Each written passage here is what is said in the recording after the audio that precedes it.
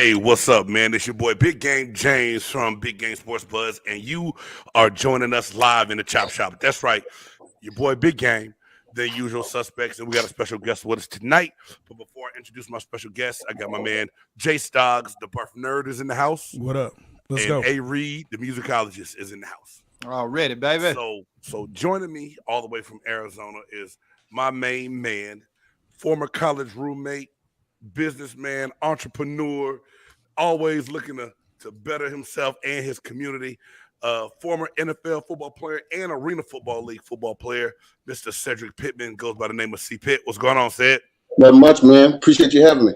Hey, brother, I'm so glad you had the chance to get on and join us tonight, man, and in the shop. And, Ced, like I told you the other day when we talked in the shop, we come up with a list of things we want to talk about. It might go to the right. It might go to the left, but it normally comes right back to the middle of what's going on. Hot topics today going around in sports, but also in life. And so, without further ado, y'all, do y'all think it's time? If you've been living under a rock, you have not heard what happened at the Oscars on Sunday night between Will Smith and Chris Rock. And yeah, I really couldn't believe it, but at the same time, it was good. But I'm gonna run the tape real quick, y'all. I just feel like we need to show what happened and get Jada, things rolling. Love you. G.I. Jane 2, can't wait to see it. All right? Uh-oh. That was a nice one. Okay. I'm out here. Richard.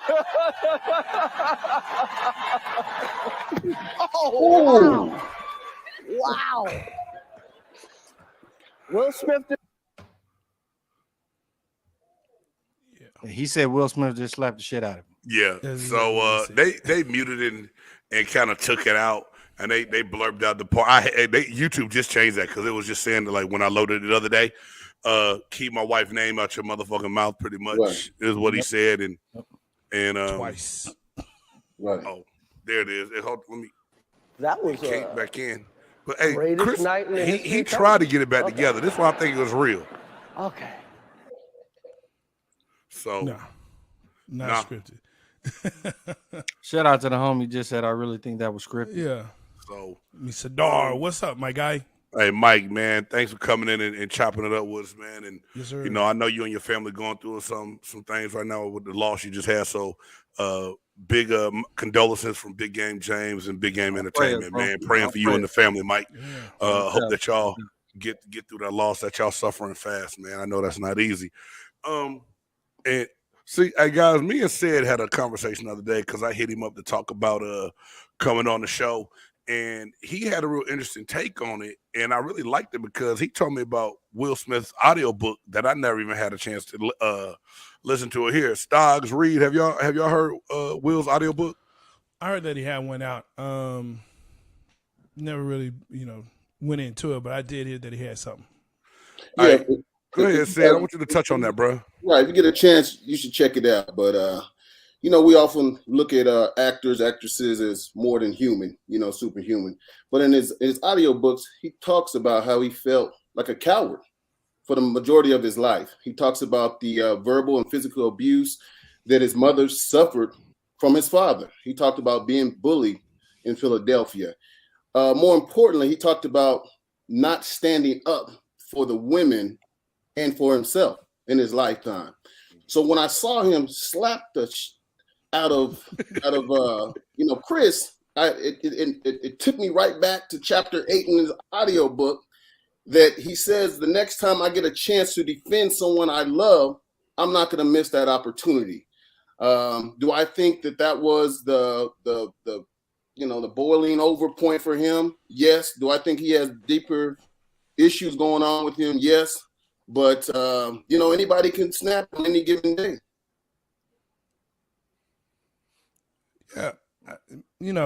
My thing is this, man. I've gone on stage and told jokes. I've done that before, right? And so, some are good, some are great, and some are bad, and some are horrible. Some land, some don't. But the fact that, you have somebody that comes up, and, you know, I get that you want to defend your wife, defend your woman. I get all of that. But when you understand that a person is doing their job, and that's his job, that's what he was doing, Right. and you come up and you physically assault him, I mean, there's so many different ways to do it. And there are people, you know, they're like, look, he got what he deserved. Like, nah, bro. He told jokes. That's what he told. He told a joke. Bad joke, good joke, whatever, but he told a joke. But when you are putting your hands on someone, because my thing is this, if you feel like you need a defender, that's cool. But Chris would have been well within his rights to defend himself. Oh, absolutely. And if something happened then, who are we looking at? Right? So, I mean, I get it. You know, I watched it live, and I went straight to Twitter. I went to Black Twitter. I went to all of it. I was like, Black Instagram, give it to me, baby, because I know you got it. You know what I'm saying? Watch the Japanese version and the Arabian version. Hold on, you know, man. What the Japanese version look like? I should have pulled that one to play. They don't bleep They don't bleep it. Yeah, I believe that's where it aired first. Yeah. They don't bleep anything. That's right, because of the time change, the difference, and everything else. Mm-hmm. Well, yeah, but they actually they have their own censors and stuff like that, man. But I mean, we're getting to a point, and to your point, Mike, we're getting to a point where people are not able to say anything. Y'all niggas PG, bro. It's getting sad. You know, with that, I'm actually looking at, because I remember I just recently went to a show of Aries Spears, right? That was down here at the Improv. And he talked about everybody that was in that front row. I mean, he went in. Nobody got up on stage. People laughed. They had a good time. They went home. And that was it. Because that's what comedians talk about, pain. Right. Whether it's theirs or someone else's, but we'll all be able to relate to it. Gotcha. So that's my take, man. And that's the kind of stuff that made Dave Chappelle so great. Yeah. He pushed the limit and made everybody laugh about it. From blacks to whites, Hispanics, whatever you want to call it. Right. He did it. You know what I'm saying? I can go a million ways with this. All right, go which direction you want to go first, so I can piggyback on. It's do what you do, man. Like I said, we keep it all the way 100 about what we think and what we feel about what happened with this whole situation. And my whole thing, Reed, and I'm gonna let you get back because I want you to make your point. At what point, though, would we fault? Do we or would we have faulted Chris Rock for having a reaction to it? Because, like I said, everything's getting soft now. And when I saw it, and Will cracked up laughing the first part of the joke, dude. But Jada, the one who rolled her eyes and made a face like, "Oh, this ain't funny. I can't believe he did this." So that's when Ced's point came in. Why I wanted him to make it, because at what point did it cross the line and flip that switch where Will just lost it? And how many people? Well, go ahead, say it. Go ahead. And just a thought: Jada shouldn't get a pass. Jada shouldn't get a pass because she publicly, and we as men, moreover as black men, you know, Speak on it. You know what I'm saying? That cuts deep, and you got these different platforms, Red Table Talk, where she openly disrespected this man. Yeah. And if you think about how social media, he was a meme after that. Big time. Kanye broke down. He was a meme after that. Tyrese broke down. He was a meme after that. Well, often we don't talk to any professionals about our feelings and what we're going through. Right. So does she get a pass? Hell no. She will. Not in my book. And said that point you made, I think, is a good one, because I believe because of her openness to air so much of their laundry on her Red Table Talk, Man. I think Chris Rock felt like he had the green light. And the thing He damn right got the green light. And if the you thing put is, all of that business out on the street as a comedian, you can say what the fuck you want. Right. He can say whatever he wants. Yeah. And Jay said it best. It's a joke. At what point in time, I mean, think about it, y'all. We grew up in the era, I know me, being young, sneaking and looking around the corner with my parents listening to Richard Pryor. Yeah. And Red Fox, they said some outlandish, crazy stuff. But at the same time, we knew we weren't going to take heed to it I've been to comedy shows, like you said, Jay, where someone they letting in on you, and you like, oh, they about to get my big ass. They might not, right? But if they do, they do. It's part of it. And this is what I hate. And I might sound like I'm trying to be politically correct, and I'm not really. But one point that one of my boys made to me is, dog, at what point, why is it that on this stage, when we have a black producer that put this together, we have brothers that just had to act the fool with one another on a stage? Now, I think a lot of people say Chris should have whipped his ass. I feel that, but at the same time, I'm not pissed that he tried to take a high road to it because all the negative backlash that would have come on. Absolutely. And they would have associated everybody black with them two fools fighting at the Oscars, man. That's real talk. Yeah, they probably would have. Yeah, and that's the big narrative of this whole thing. You notice how it has to be the black folks.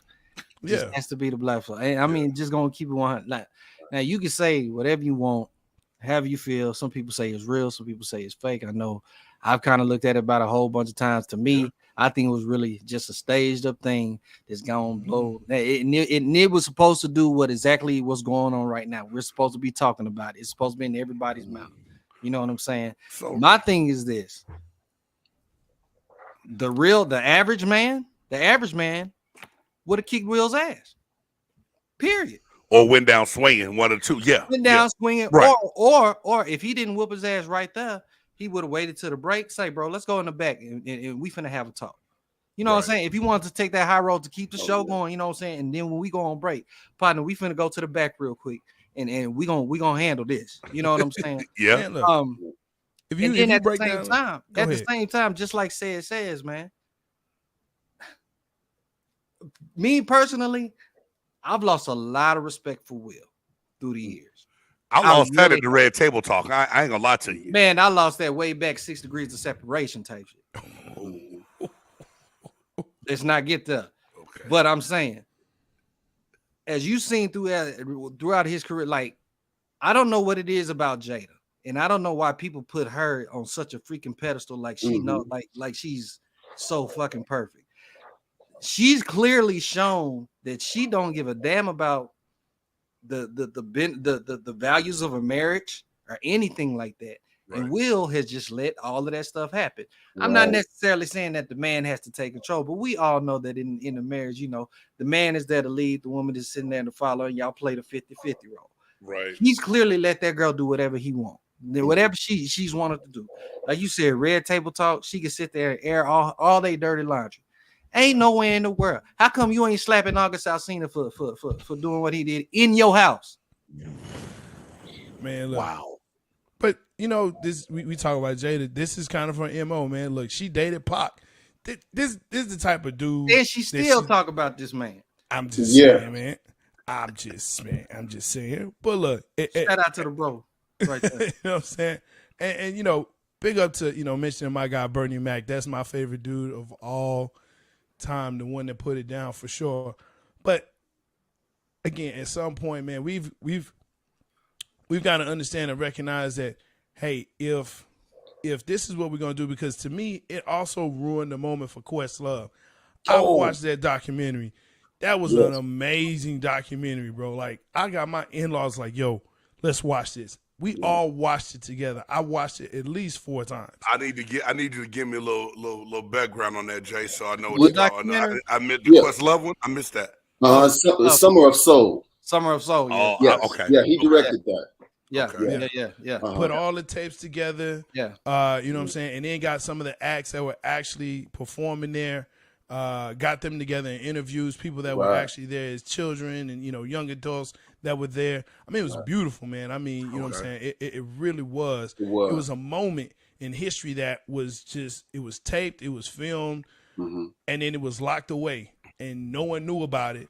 I know. Okay, I remember seeing the previews of the documentary, so I'm about to check that out. Right. You can check it on Hulu. Okay, you can catch it on Hulu. It's about the 1969 Harlem Festival. Music festival. Yeah. But I mean, it was the fact that that's ruined, and now, you know what I'm saying, you now the butt of other people's jokes as they're getting their awards, waiting on you to get yours. You know what I mean? And now you get it.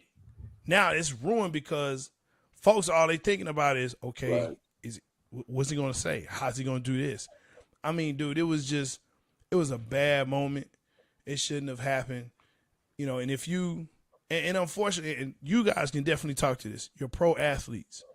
And unfortunately, we as fans, we as people put you in a realm of, well, hey, you knew this is what you were going to get into. Being a pro athlete, as a fan, that's what we think, because we're paying for your salary, right? With ticket sales and jersey sales, and we buying your movies and we buying your music. So we feel as though we have the right to just say and do whatever, when in reality we don't. That's my feeling and sentiment. Like, look, I can talk about how bad you playing, but I'm not going to talk about fam. I'm not going to talk about kids. I'm not going to talk about wives. I'm not going to do that, because to me, that's too personal. And I'm not trying to get you out your game like that. I'll just talk about, how many, tackles you missed last game. I'll talk about that. And that's warranted, because as an athlete, we know if we don't perform that the biggest critics are going to be even your own fans of your team, right? That's going to come out. But to me, when I look at this. But y'all ain't out there slapping folks for Exactly. My point was about to be, Reed, everybody knows Chris Rock is almost in that same boat as Chappelle, is where he will push the envelope with his joke telling, right? He'll lay things out there. He'll speak on it. But I feel like these two have had to have some kind of relationship before, where there's a way for him to handle that. Like, yo, dog, you're wrong for that. Jada's sensitive about this. Whatever. Pull me to the back. Yeah, it's a way, because just pull me to the back and say it. I feel like he tried to save face and tried to show I ain't no punk when his wife looked at him sideways. Yeah, and he wanted to play the tough role. Tell you who run it. Knowing that I know what kind of dude Chris is, he ain't gonna go off on me. Because when he walked up, Chris Rock said, like a joke, like I thought Will was gonna headlock him or say something crazy or fake, right? Then it's just like, ooh, did he just? Damn, what happened? Now we can break down the movie. We can break down the little clip or whatever. Okay, clearly he made the joke, and it's G.I. Jane. Was it that damn bad? It wasn't that bad. Even on top of that, Jimmy Moore was still kind of cool looking in that movie with that ball. Even on top of that, how many people actually knew that this woman, quote unquote, had alopecia? Because I didn't know that. I did not until I didn't know that until all of this. Okay, because you don't watch the Red Table Talk, Reed. That's your fault. That's your fault. You're Why not am I in the know. Stupid shit. Because you're not in the know. Why? You're not in the know. Why, Stock? You're not in the know. I don't need to be in the shit. Clips tell you everything. The little clips of the Red Table Talk tell you everything. Instagram and Twitter, they post it up all the damn time. You didn't know. I don't need to go on YouTube. I blame you. I blame you. Hey, you joke with me about watching Ratchet TV, J-Stogs. You watch TV. You talking about Red Table Talk? That's not Ratchet. That falls in the same category as Love and Hip Hop. Which you do watch. I watch Love and Hip Hop because I think that's some scripted shit. They trip on that show. For there ain't that many. When have you been to a restaurant and seen that many glasses of water fly for no reason at all? only in Atlanta, Miami, and New York when they filming this show. You know why? Because I don't go to those places. I go to respectable places like Red Lobster. Okay, so just you know what I mean. I go to Red Lobster. They don't throw glasses in Red Lobster, man, because they give you plastic cups. That's the place I go. Okay, man. I'm just saying, man. Shout out to Red Lobster and the Cheddar Biscuit. Cheddar Bay biscuit. Cheddar Bay. I heard Shannon Sharp. I even heard Shannon Sharp say it on Shannon and Skip. He said, "Nigga, I'd had to come out that time for it. Whatever I had on there, I would have come out that tux." But I got much respect for Chris though, because he is a professional, and you look. He understood, I think, what was at stake if he did. Now, if you look at the clip, you can break it down on your own. But you see, he balled his fist up a little bit like, okay, come in again. I'm gonna show you where I'm from. I'm from East Coast too. I'm going to show you where I'm from. But I think I think it goes back to his professionalism. He did the right thing. And if he had done anything, it would have been worse. He stepped up, did the right thing. So, yeah. Can I take this just a little bit deeper?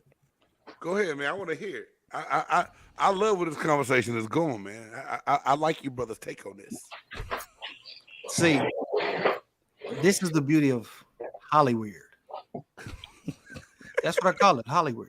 Think about this thing, y'all. Think about the kind of stuff that people have to do in Hollywood to stay relevant. It's a lot of things that we don't see, but you don't understand the things that they have to do behind closed doors to get to where they at. And it's been documented on some people. Right. And it's not on everybody. But I always believe that all those guys that are in Hollywood that are always doing the big moves and stuff like that, they have them hanging by a little string like this. Whatever that they have on them behind the scenes, they have to do. So this might have been something that Will Smith maybe had to do, his chance to probably get his credibility back from being humiliated on the red table and all this other stuff. You know what I'm saying? Yeah. He comes out, does the King Richard movie, you know what I'm saying? And okay, I didn't watch it, but from what everybody's saying, it was a great movie. I'm not taking anything away from Will's acting and stuff like that, but you got to understand, you have to do things in Hollywood to keep yourself relevant. They make you do things to keep yourself relevant, and you scratch up your face all you want. But then he just make himself relevant by releasing the Bel Air on Peacock because he's the executive producer of this show. But to his point, he wasn't asked to leave the Oscars. He was asked to get back in his seat. He literally less than 10 minutes later gave an acceptance speech for King Richard and proceeded. The Oscars didn't press any charges. Chris didn't press charges. There's plenty of security in the building. Right. You know what I mean? They got a standing ovation. Right. So you can openly walk up there and slap somebody. Do you think everybody else was scared he was going to slap the shit out of them too if they would have said something? Nah, I mean, Tyler Perry came up to a Denzel. I bet you if you slap Denzel, I bet you be some shit going down here. He wouldn't have slapped Denzel, though. Well, Denzel there you go. There you go. But, I mean, you got Bradley Cooper coming up to him. I mean, you got all these people comforting Will Smith. You know, I mean, look. You know, talking about relevance. This dude has had relevance for a while. You know what I'm saying? Long time. I got a long time, and he's been in a lot of different things that could have warranted an Oscar nod. But I mean, Chris and him have this kind of relationship. Look, Chris Rock was on on Fresh Prince of Bel-Air way back in the day. I mean, he actually, you know what I'm saying, he played a role on this show. He talked about him and Jada not being at the Oscars. They were boycotting because Concussion wasn't even nominated. So I mean, there's history there, but it's the fact that, again, this sets a bad precedent where people, we saw Kanye do this at the Grammys. People just walk up on stage and shit like, hey, you know what? You know who I am? I'm just going to do this and whatever. Now Kanye's living in the basement of the stadium, but still, that's a whole nother thing. But I worried that now what's next? And I was talking to some people. I was like, yo, do you think this is it for Will Smith?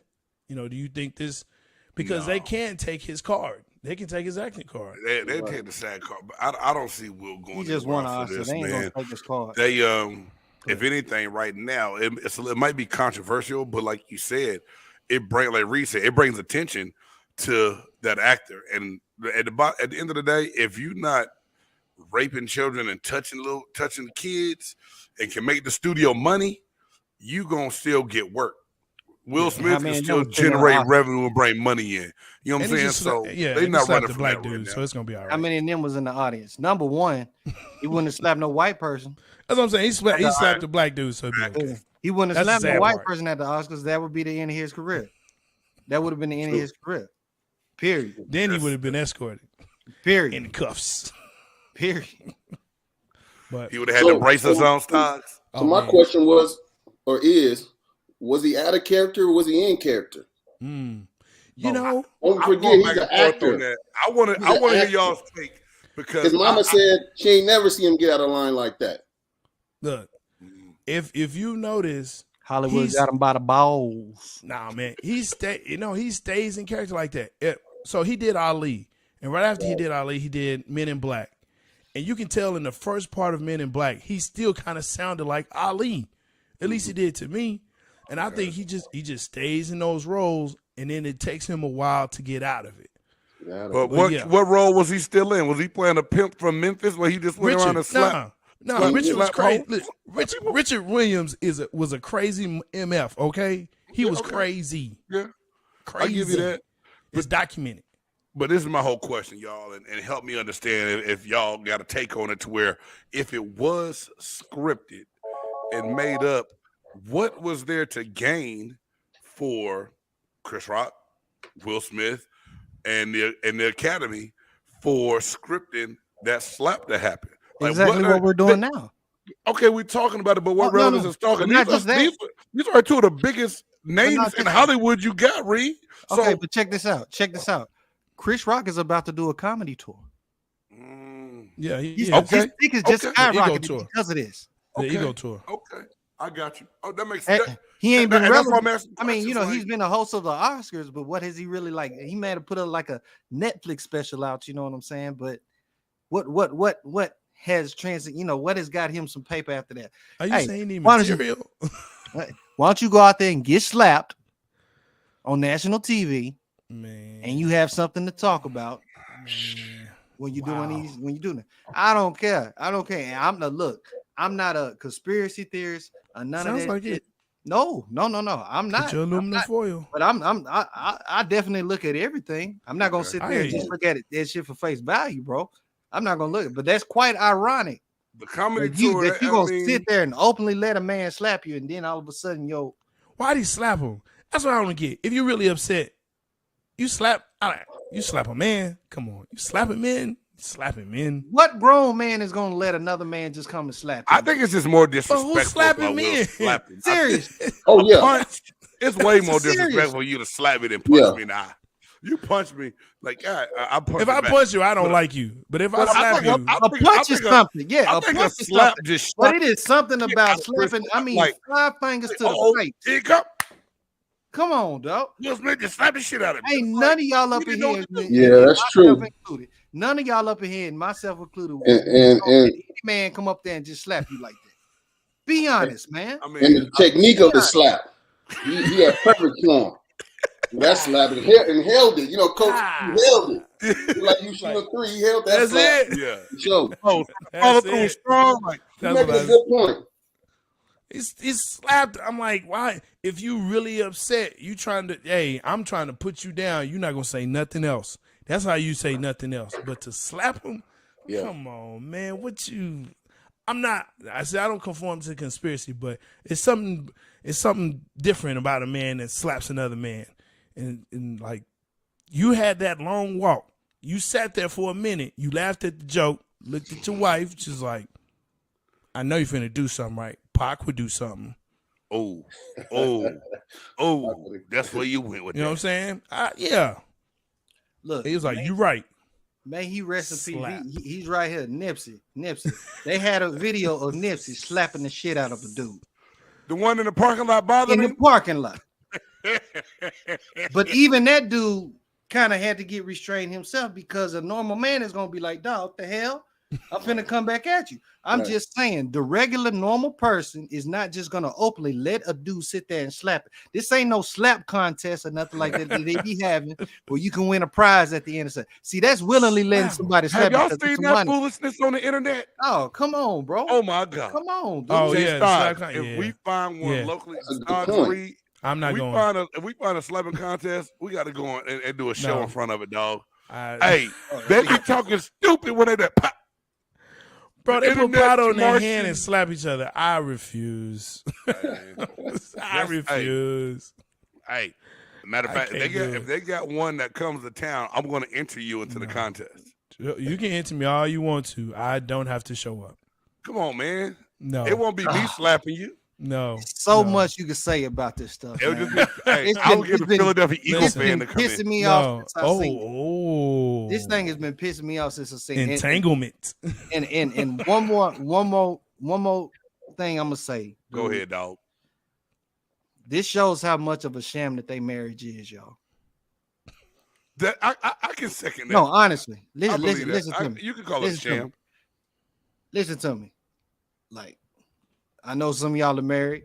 You know what I'm saying? I've been married before, but real man, you gonna hold the values of your marriage, okay? Right.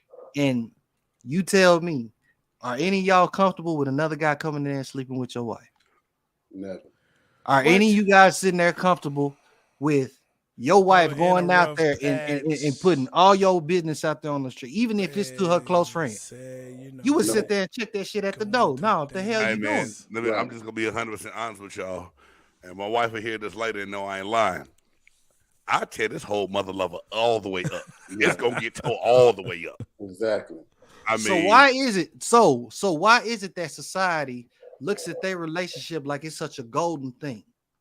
No, it's a show though. I don't think people who really value they put data on the pedestal and they kids and all this stuff on the pedestal, and they do. Yes, they do. They do. No, I don't think anyone has ever. I've never heard anyone say, "I wish I had a marriage like Will and Jada," or no one has ever said, "I wish my kids." I'm just reading this. Want to put out there talking about the boy want to take his nipples off. Look here, man. Look here. Look here. Look here. They don't support that bullshit. Look here. Society don't support it.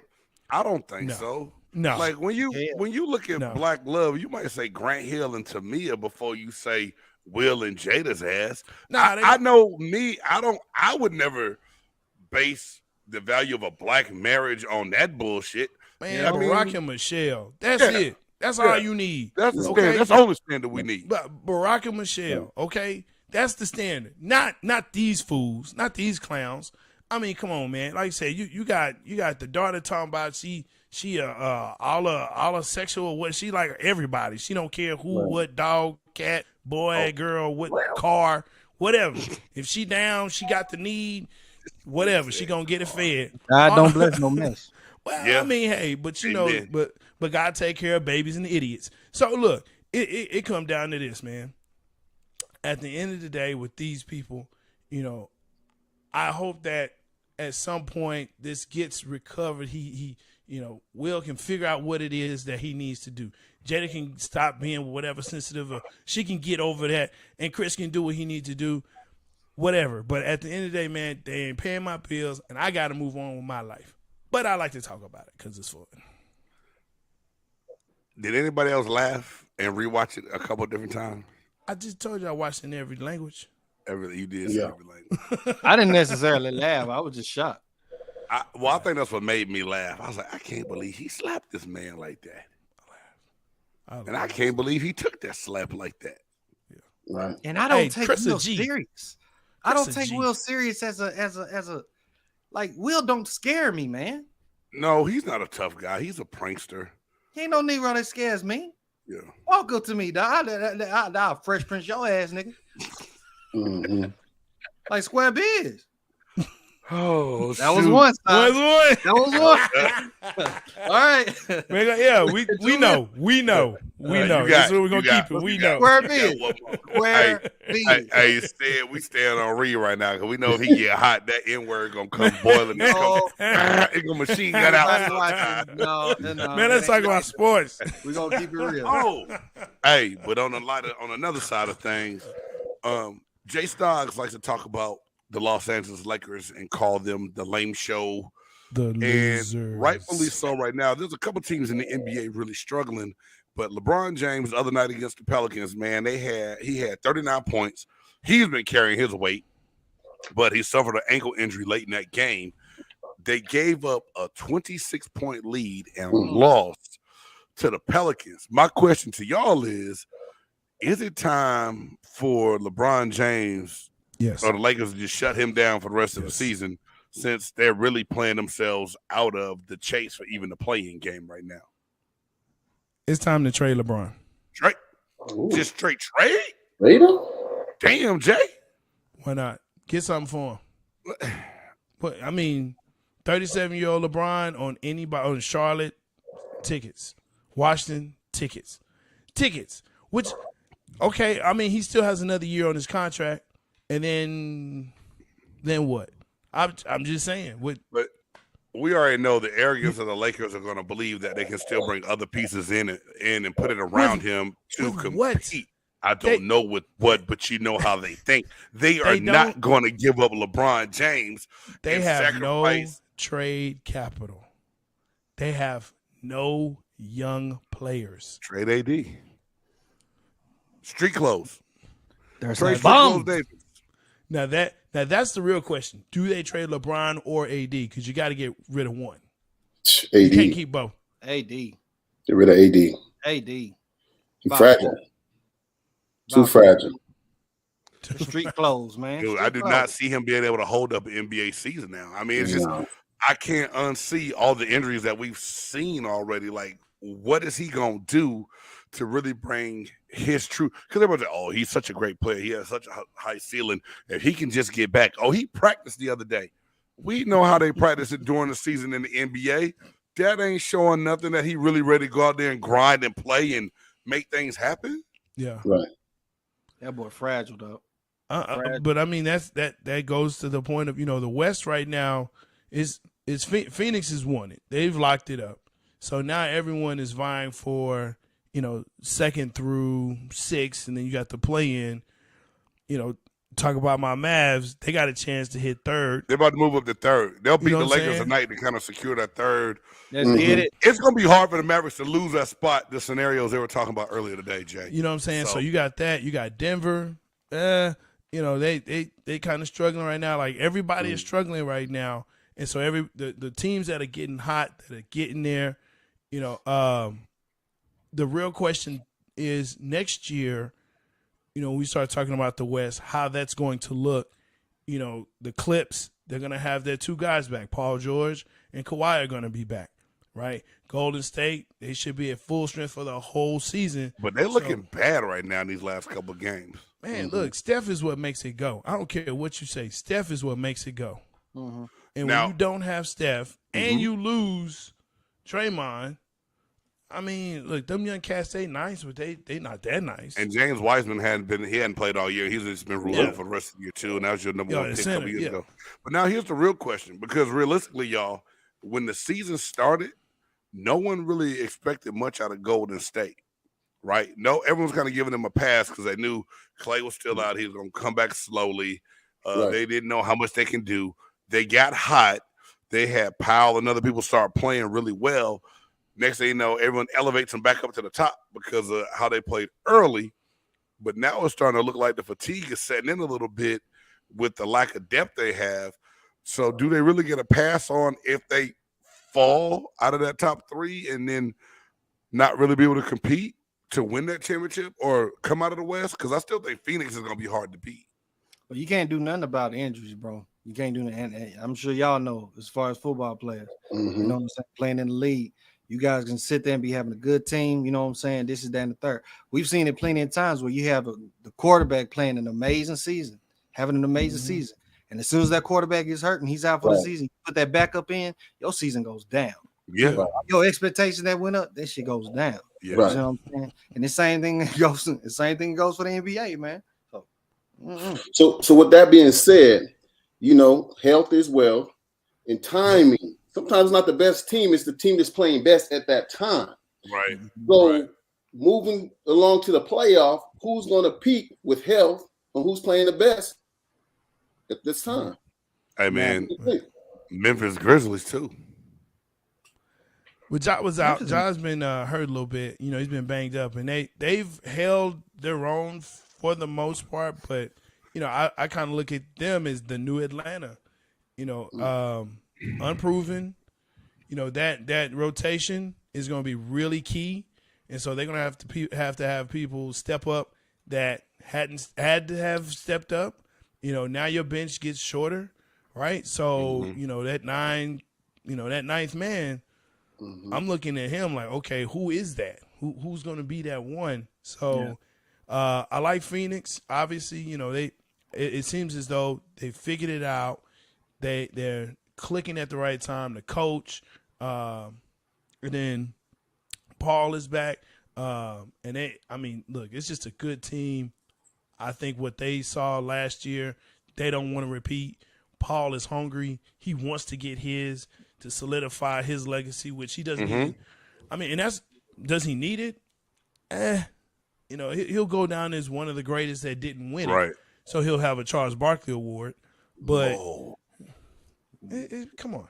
It is what it is. It is what it is. It's true. It's true. It just hurt. I used to like the round mound to rebound back in the day. Dog. I still like him. I love Barkley. My favorite. Still love Barkley. Still love Barkley. Top 50 all night. But the reality is, it is what it is. You're right. I got you. Right. I got so, I mean, you got that part. You got, like I said, the Mavs are surging right now, and I said you're right. It's timing and it's understanding your team and how that bench and rotation works. I was boo-booing Dimwitty coming in, was like, oh, hell to the no. This is trash. How can you trade away Porzingis? But he's fit. He has fit into this team. And his defensive play, and he gives it back to you on the offensive end. That was a sleeper move that no one's really talked about unless you're a Mavericks fan. Didn't I tell you on the show? Yeah. I told you on the past show. Shout out to my bro because he kind of let me know. Yeah, the true story that KP didn't really want to be here. Yeah, KP was taking games off and not practicing and faking injuries. Yeah, he wasn't hurt. Yeah, you broke it all the way down. It was time to do. It was time to do. It was time to do. But said, let me ask you this. Do you feel like, and it could be in NFL, baseball, NBA, or whatever, do you feel like the league sometimes has a way of curving championships? Man, dude, come on. Put your aluminum hat back on. Come on, take it off. Take your aluminum hat off, man. I'm asking. So you back with a conspiracy again? Like this WWE, man. Come on. Which I will be going to see this weekend. I know you will. Oh, it's this weekend? Yeah. Look at you. That came up fast, dog. You're like a little kid. Well, we supposed to work on some things. I forgot. Said, do you feel like that can happen, man? I'm just asking. Oh, is it possible? Yes. It's possible by the refs, as history has shown.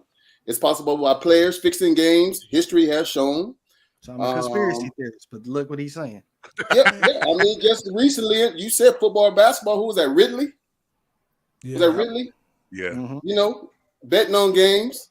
And I went back and looked at some of his film. He went 15 yards forward and 5 yards back. For what reason? Go back and watch. So is it possible to answer your question? Yes, it's possible. But at the end of the day, I think, everybody wants that chip. So I think the best team's gonna win eventually. But there's probably some. But I lived in Vegas for a long time too. I think the sports books got a lot to do with it too. That's just my conspiracy. Hey, man. There's a lot of money on the line. It's a free throw. You know what I'm saying? Someone goes out a few games and makes a big difference on the move of a line. And they have it. They change a line in a heartbeat, don't they? Say the line to come out and all of a sudden for the game, like it changed out of nowhere. You like, hold on, what the hell they know in Vegas that we don't know? We don't know. That happened real quick. Yeah. So St. Peter's. We all saw Cam. We all saw Cam Newton step back. There y'all go. Marcus Madness has a conspiracy window. Come on. Look, if St. Peter's won, Vegas would be broke. Fact. Broke. They would have broke them. Yeah. Broke Vegas. Hey, J-Stogs and J-Stogs, man. My boy said is a big time Cowboys fan, just like yourself. Yes, sir. And this came across Twitter the other day, and when I got it, I screenshotted it. I tagged Stogs on the Twitter account, but I just really wanted to read this since I had two Cowboys fans here to really talk about someone that I've tried to give credit to before. My main man, Randy Gregory, the comments he came out with after signing the deal in Denver. So Randy Gregory came out and said, y'all want to blame the defense for the playoff loss when Dak played like shit. Then he recruits Von Miller while me and D. Lawrence are already here, when we all know his play is why we lost. Now, you've already moved on to another team. You rejected the deal that the Cowboys gave you because of the drug testing stipulations that they put in. Is this just an disgruntled ex-employee, or is this some merit to what Randy Gregory put out there for the world to read about the Dallas Cowboys?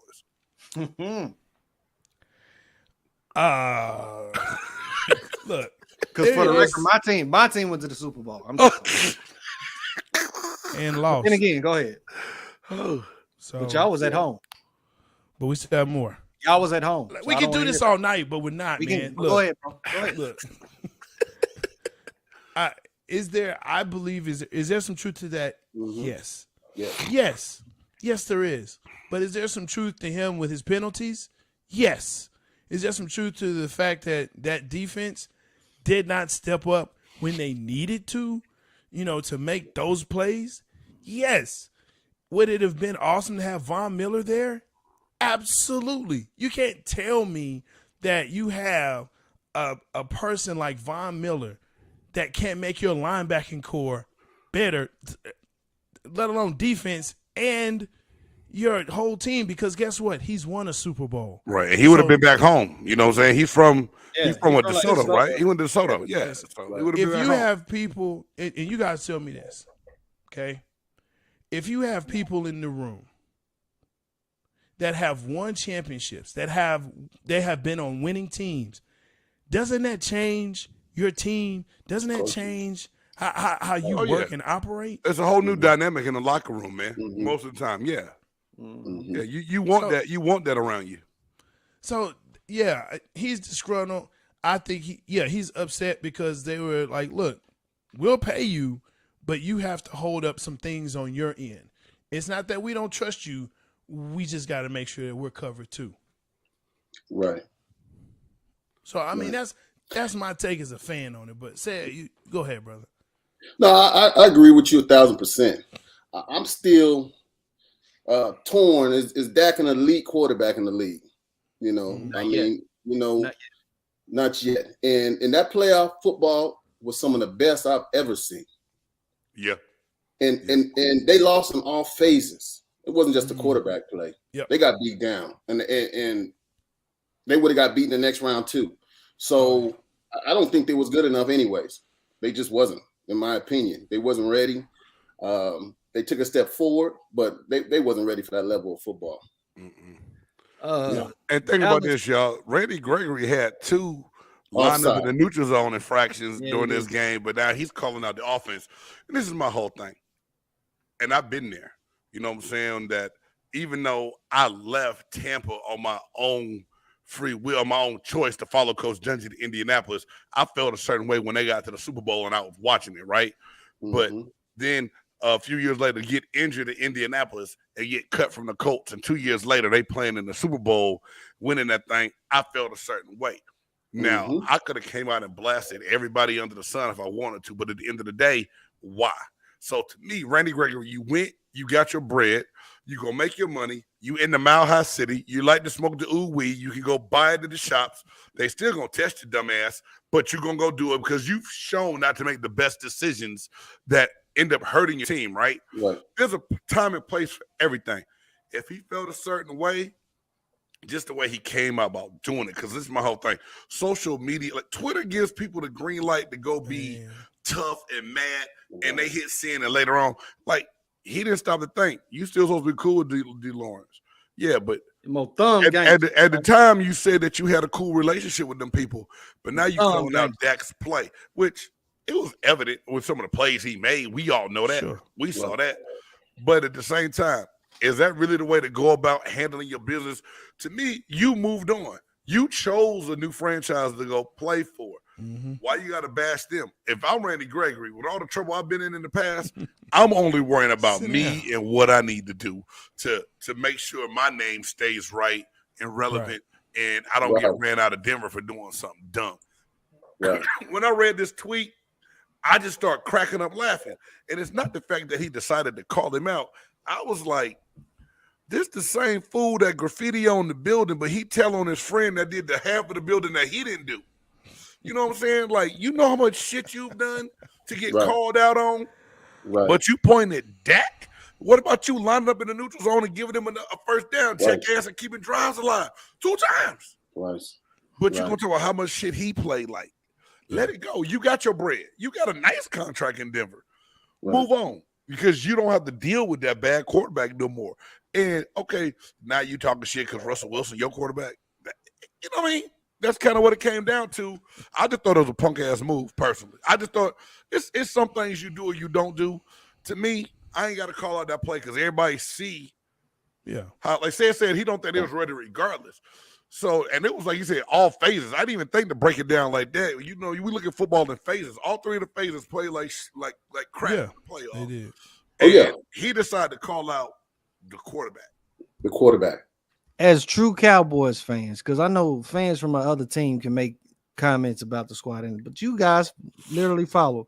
And I ain't saying that I follow the Cowboys as well, but you guys are diehard fans. What is it about this squad that, I mean, you look at them and you sit there and you see that on paper they look wonderful, they look amazing on paper, right? You know what I'm saying? But it's like year after year after year, they just can't get this together. I don't know, like, what is? Does it come from the top? Is it coaching? I can't say it's necessary to players because they got all the damn talent in the world. So I mean, like, honestly, like from y'all's perspective, like what is it, man? Well, I was happy to see Garrett go. I couldn't stand Garrett's ass for years. I think Jerry needs to go ahead and just hire a GM that's not a do boy, you know. And I think they need some veteran leadership that somebody's gonna get in your ass in that locker room. Yeah, they just don't have it. They have nobody that's holding them. That no one's set a standard, and no one's holding anybody to a standard. Right. Yeah. And typically that would be your quarterback, or that would be someone, you know, your linebacker or someone on your defense, you know, that would say, hey, okay, enough's enough. We need to step up. But, you know, I think Micah is kind of that person. He's gonna be that guy. He's just young. He's just young. He's a rookie. And I'm a rookie. A rookie should not have to be your leader. Right. That somebody should be in there telling him, hey, youngster, this is how we're gonna do this. And for him not to step up to speak on things. But he's the one. Honestly, he's the one that I'm looking to say, okay, what's he gonna say about this? You know, and you're right. To that point, you know, you're a vet in a locker room, and the rookie, they're coming to him saying, well, Micah, what do you think? I mean, I think that may cause some issues, but also I think just the way Dan Quinn has run that locker room on the defensive side has kind of shown, look, the best players will play, and I'm going to give the mic to the best players that step up and that want to be leaders. Right. And so I think that helps on that side. On the offensive side, because you have weak leadership on the offensive side, you have weak leadership. You know, and I mean from the Dak coaching. Ain't no leader. Dak ain't no leader. No, Dak's shown that he's really not a leader.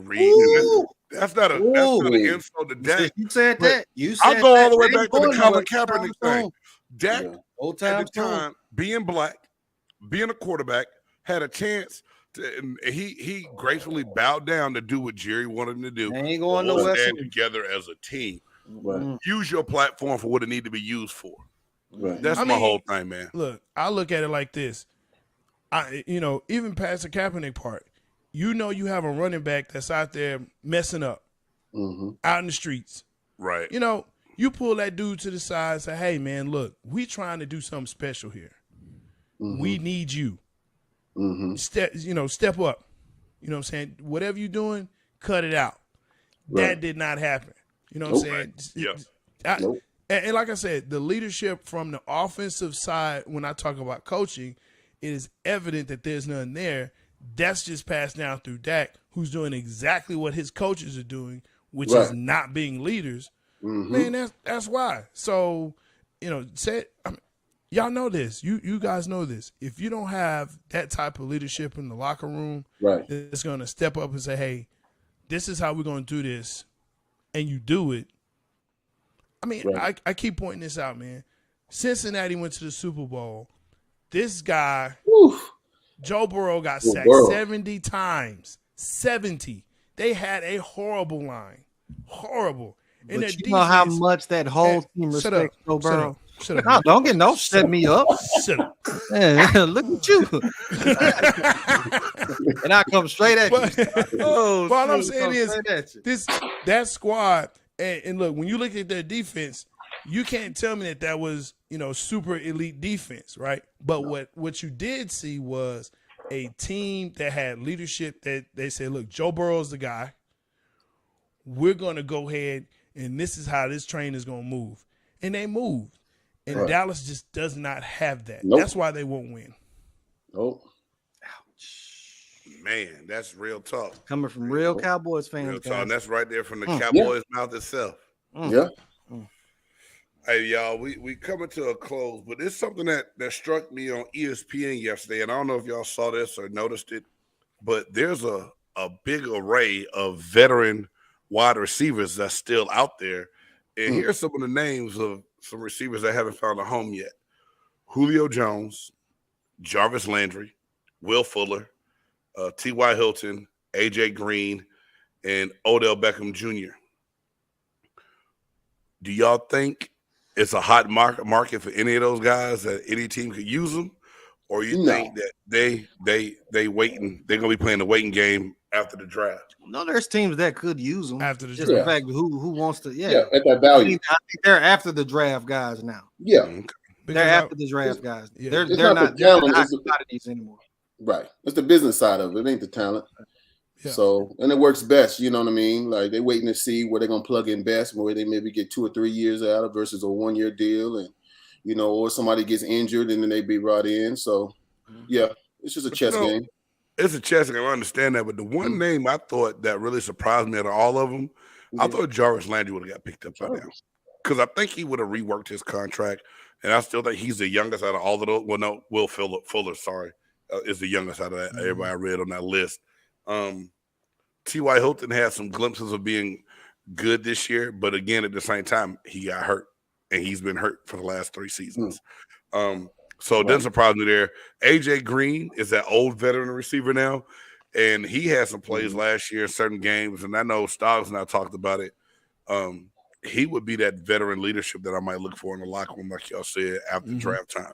But Will Fuller, Jarvis Landry, I thought that those guys may have had a chance to get picked up sooner than later to go in and start learning offenses and getting ready for this offseason to work out with these teams. But it kind of just surprised me.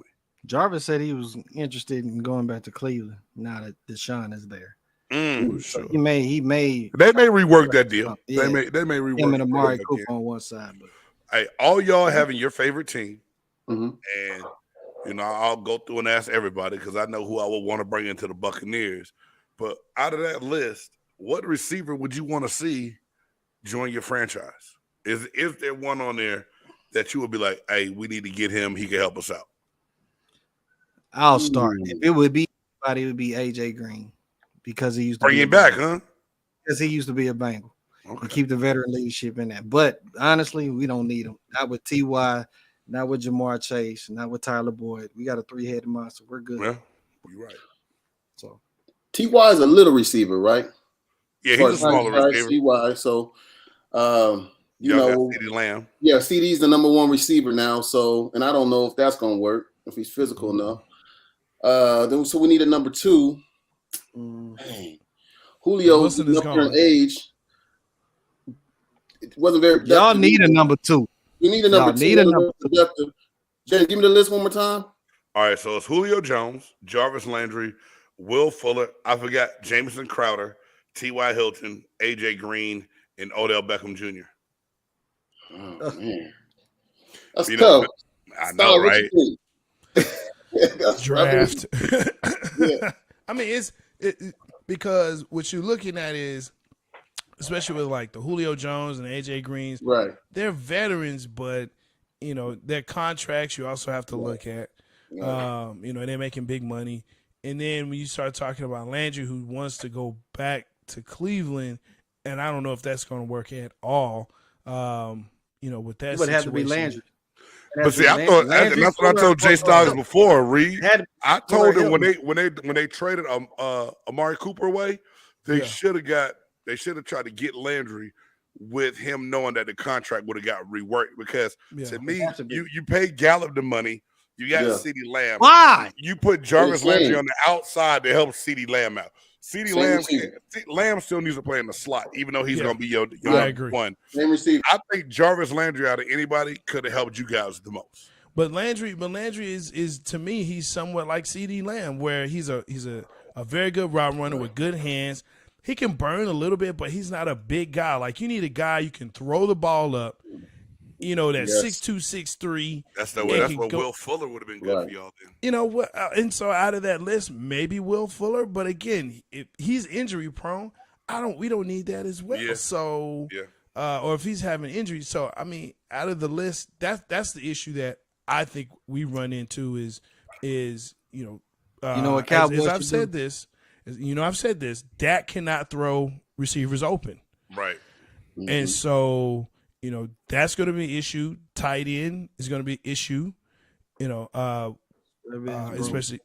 So it's there's a lot that's going to go there, man, and the line. So I'm looking at the draft to see who's there because honestly, as far as those that are out there, I don't see them fitting. Either draft, or y'all need to give up some picks. Bring in DK Metcalf. We ain't got no picks. That's do something. That would be something. Or if you had some trade capital, that would be a great receiver to bring into that offense. DK Metcalf is like a video game, dude. He's like a cheat code. It makes no sense at all how big and fast and strong he ain't gonna be in is. Seattle too much longer. But they they're gonna want a lot. No, they're going to want a whole lot because they don't have a whole lot going on up there. And they're going to have to get picks and other players to try to speed up the recovery process in Seattle. Right. Yeah, I had to ask that, guys. I know the two I thought about because we just got a Gage from Atlanta as a free agent. Godwin is going to come back from the injury. So we had speed in the slots that we needed. We got Mike Evans, a big receiver. To me, if it was Tampa, I would have wanted to holler at somebody like a Julio to come back and play in the NFC South or a Jarvis Landry that could have just helped. You know who y'all need to be the guys. You know who y'all need to get? No, I don't. You don't think I'm crazy. No, you need to get Ben Gay for Tom Brady.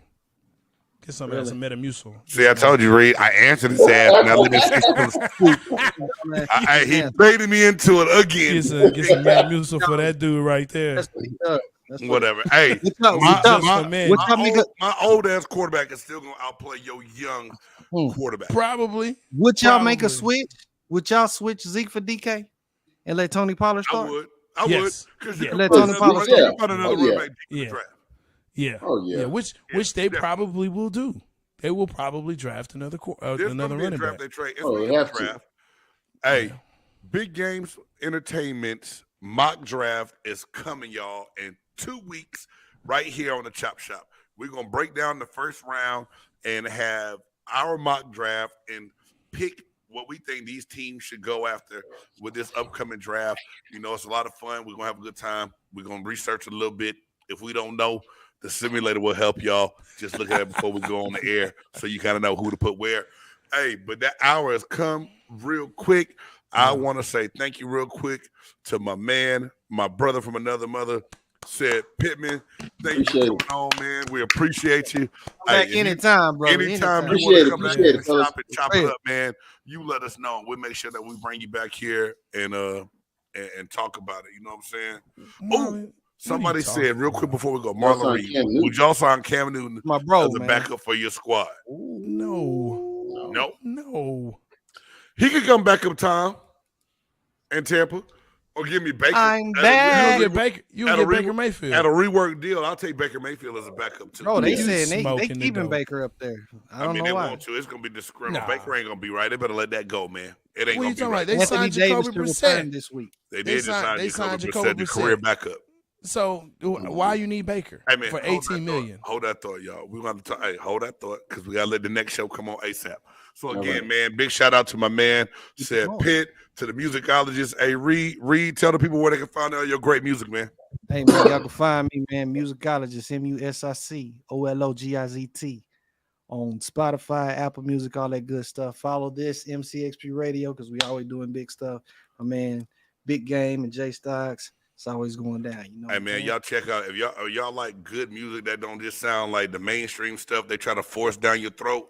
Check out A Reed, man, and get a fresh break of a true musician putting his talents to work. To my man J-Stogs, the buff nerd.